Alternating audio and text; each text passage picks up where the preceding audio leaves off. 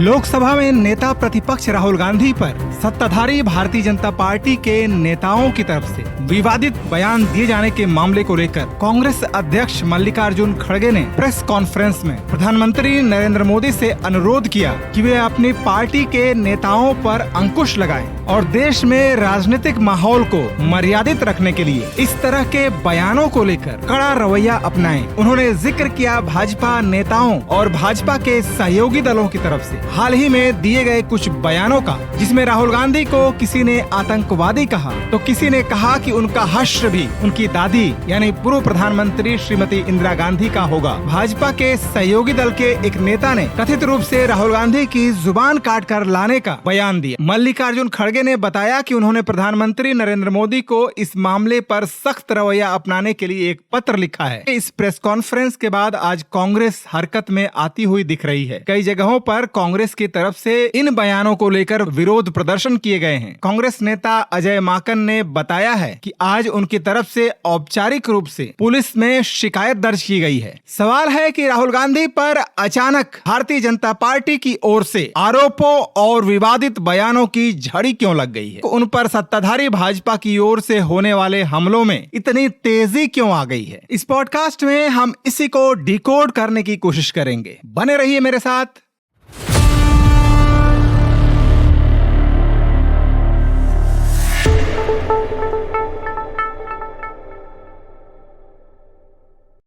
नमस्कार, मैं हूं उपेंद्र कुमार यादव। आगे बढ़ने से पहले एक रिक्वेस्ट, इस चैनल पर आपके साथ मैं देश दुनिया में बदलाव के नए ट्रेंड को समझने की कोशिश करता हूं, ज्ञान विज्ञान की बातों को शेयर करने की कोशिश करता हूं। इसके लिए आपका मेरे साथ बने रहना बेहद जरूरी है। तो आगे बढ़ने से पहले प्लीज इस चैनल को सब्सक्राइब कर लीजिए। क्या भाजपा नेताओं की तरफ से राहुल गांधी पर दिए जाने वाले विवादित बयानों और खतरनाक टिप्पणियों की वजह हाल ही में अमेरिका के डलास और वॉशिंगटन डीसी में दिए गए राहुल गांधी के भाषण है? आखिर क्या वजह है कि लोकसभा चुनाव के बाद कुछ महीने गुजरते न गुजरते भारतीय जनता पार्टी के नेताओं की तरफ से नेता प्रतिपक्ष राहुल गांधी पर अचानक विवादित बयानों की झड़ी लगती हुई दिखाई पड़ रही है। कथित रूप से उन्हें जान से मारने की धमकी भी दी जा रही है। तो क्या हम माने कि राहुल गांधी ने हाल ही में अमेरिका में भारतीय जनता पार्टी और प्रधानमंत्री नरेंद्र मोदी को लेकर जो बयान दिया था उससे भाजपा में बौखलाहट भर गई है, या फिर वाकई राहुल गांधी के बयानों से देश की अखंडता और सुरक्षा को कोई खतरा हो रहा है? अगर इसके पीछे के कारणों की गहराई में उतरना है तो हमें अमेरिका में राहुल गांधी के दिए गए बयानों की अमेरिका में बसे भारतीयों में होने वाले असर पर ध्यान देना होगा, और इसके साथ साथ भारत में भी लोकसभा चुनाव के बाद भारतीय जनता पार्टी की मौजूदा स्थिति की पड़ताल करनी होगी। अगर लोकसभा चुनाव के नतीजे घोषित होने के बाद एजेंसियों की तरफ से की गई सर्वे को देखें तो पूरे देश में जहां प्रधानमंत्री नरेंद्र मोदी की लोकप्रियता में कमी आती हुई दिखाई पड़ रही है, तो दूसरी तरफ नेता प्रतिपक्ष राहुल गांधी का कद बढ़ता हुआ दिख रहा है। उनकी लोकप्रियता तेजी से बढ़ी हुई दिखाई पड़ रही है। इसे परखने का एक पैमाना मुख्य धारा की वह मीडिया भी है जिसमें लोकसभा चुनाव से पहले विपक्ष के नेताओं की कवरेज लगभग न के बराबर हुआ करती थी। वहां लोकसभा चुनाव के बाद अब विपक्ष के नेताओं की कवरेज में खासी बढ़ोतरी आई है और राहुल गांधी पर मुख्य धारा की मीडिया का फोकस बढ़ा है। भले ही वहां विपक्ष के नेताओं के बयानों को तोड़ मड़ोड़ कर पेश किए जाने की प्रवृत्ति अभी भी हावी हो, लेकिन यह जरूर है कि मुख्य धारा की मीडिया में टीवी चैनलों पर राहुल गांधी की उपस्थिति में बढ़ोतरी आई है। लेकिन मीडिया से बाहर पूरे देश के जनमानस में विपक्ष की साख में बढ़ोतरी हुई है और राहुल गांधी का कद बेहद बड़ा होकर उभरा है। देश के दलित, पिछड़े और गरीब तबके की आबादी में राहुल गांधी की लोकप्रियता बेहद बढ़ी हुई दिखाई पड़ रही है। यहाँ तक कि जो मध्य वर्ग भारतीय जनता पार्टी का बहुत बड़ा वोट बैंक था, उस मध्य वर्ग में भी भाजपा की ओर से उदासीनता दिख रही है और भारतीय जनता पार्टी के लिए अपने कमिटेड वोटरों को अपने साथ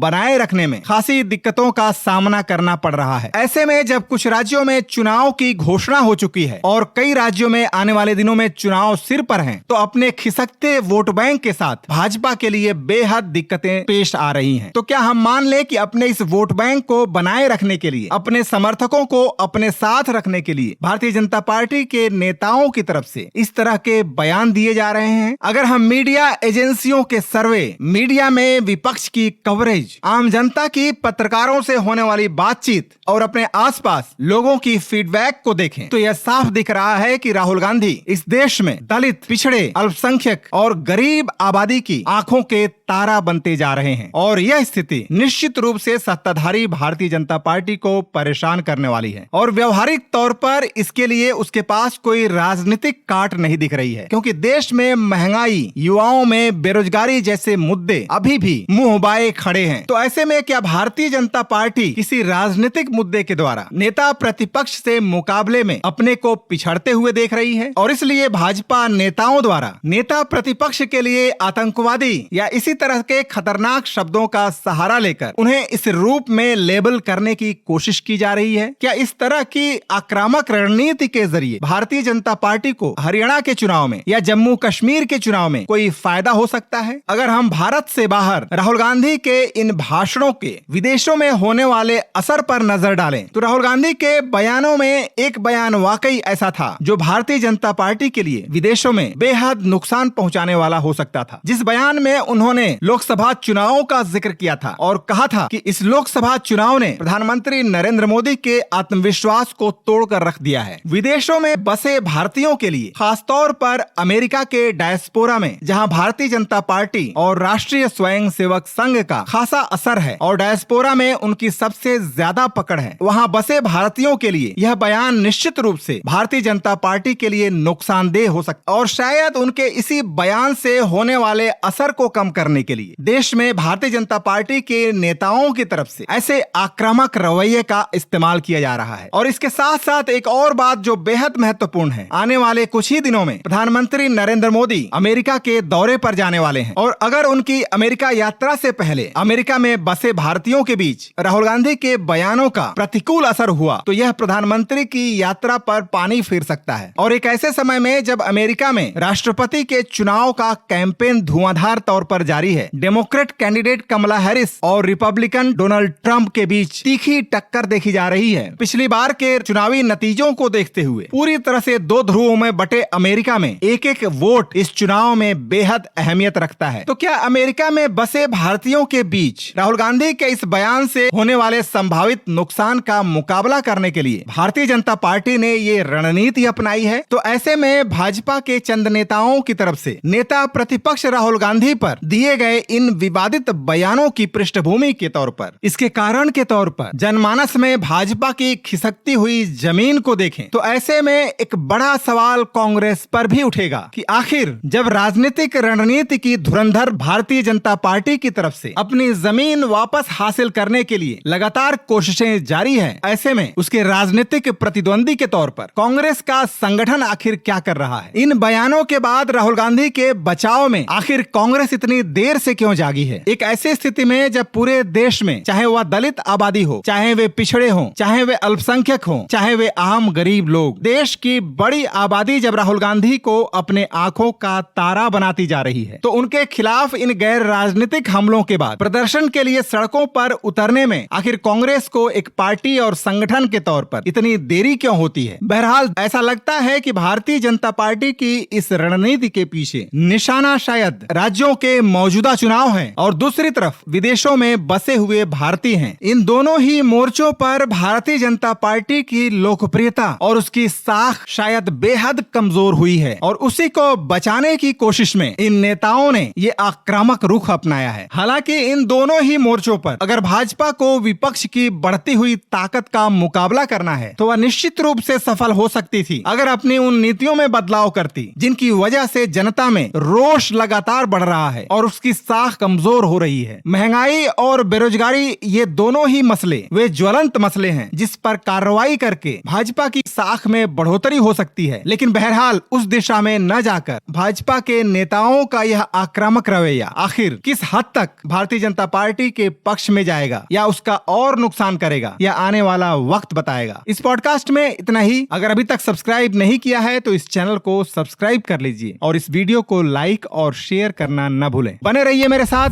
धन्यवाद।